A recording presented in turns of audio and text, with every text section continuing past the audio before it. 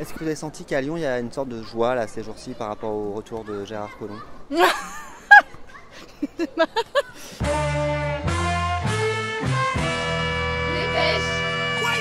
Salut, c'est Livo et je découpe les journaux avec un micro. Et j'habite à Lyon, au cœur de l'actu. Alors, la une du Parisien, mercredi 3 octobre. Psychodrame à l'Élysée. Ils sont grotesques. Le Progrès, 6 octobre. Gérard Collomb est joyeux. Il est pas du tout dans le monde des gens, il est ailleurs. Il ne cesse de se faire interpeller et arrêter par les passants de tout âge pour un selfie. Ce monsieur, il veut trop être le notable et puis place aux jeunes. Le Progrès, 3 octobre. Voyez, j'ai envie de retrouver les Lyonnais et de construire l'avenir avec eux. Je cherche des Lyonnais qui ont besoin d'exprimer une joie par rapport au retour de Gérard Collomb. La joie, c'est Il compliqué. n'est pas parti en plus. Voyez, les gens ne m'ont pas oublié. Une légende urbaine qui s'est auto-fabriquée sur la joie de tout le monde qui l'attend. Médiacité, 3 octobre. Pendant la durée de son bail Place Beauvau, le baron lyonnais est resté simple conseiller municipal et métropolitain. Il a touché, au titre de ses mandats lyonnais, au moins 33 000 €.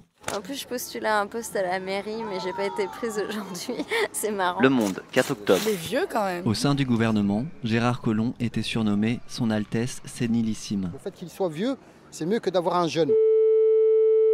Accueil personnalisé à travers plus de 50 résidences retraite médicalisées et résidences seniors en France. Bonjour.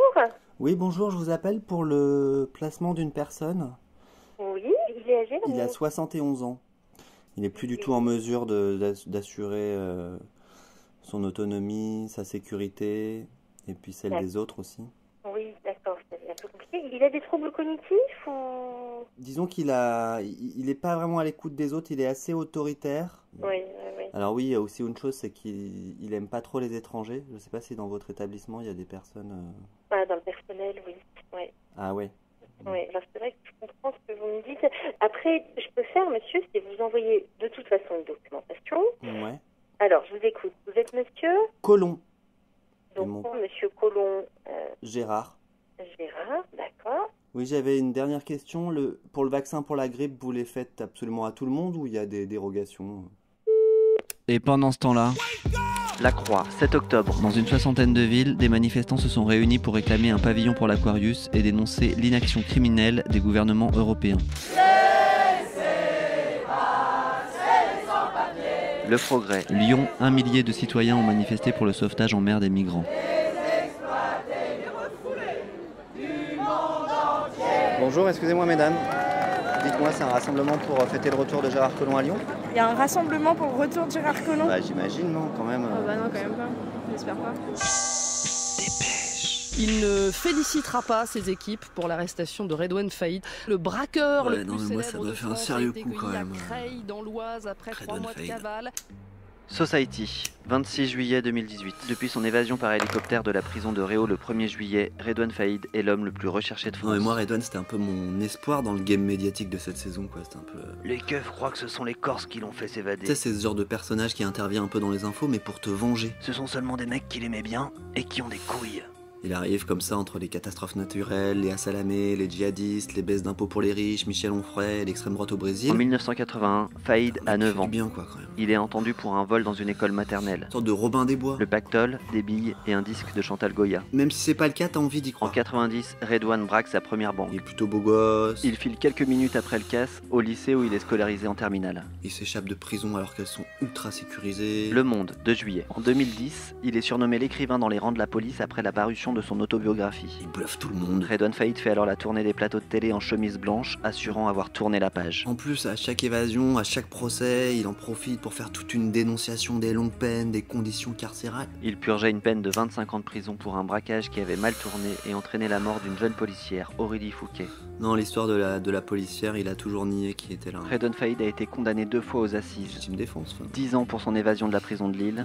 Je suis sûr qu'au fond, c'est un gentil, Redouane Et Faïd. 18 ans pour l'attaque d'un Je fourgon suis sûr blindé. que c'est quelqu'un de bon. Le Parisien, 4 octobre. C'est quelqu'un de doux, Redouane Faïd, de simple. piégé en pleine nuit dans sa planque de Loin Creil. du cliché du voyou qui part dans les îles pour tout claquer dans les hôtels et les putes. Quoi. En arrivant, la BRI s'est trompée d'appartement. Quoi? La BRI s'est trompée d'appartement. Ils ont défoncé la porte de l'appartement, les vêtements par terre, la machine à laver cassée, j'avais mon beau-père qui dormait, ils l'ont réveillé en le malmenant. Hein.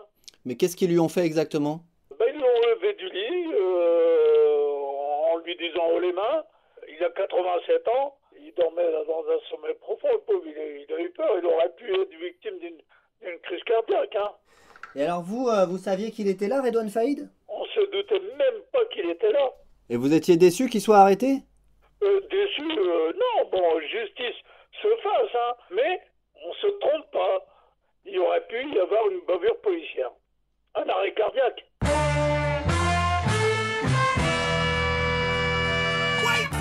Qui sont les gentils? Qui sont les méchants? Vous avez une semaine pour réfléchir là-dessus, le temps qu'arrive une nouvelle dépêche. Wesh wesh.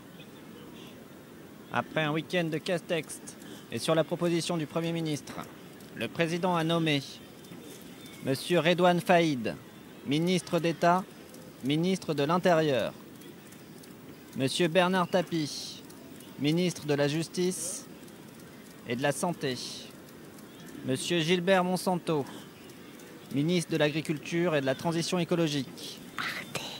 Messieurs Bouba et Caris, ministre de la Culture. Monsieur Samuel Hirsch, ministre du Mix et des dernières coupes.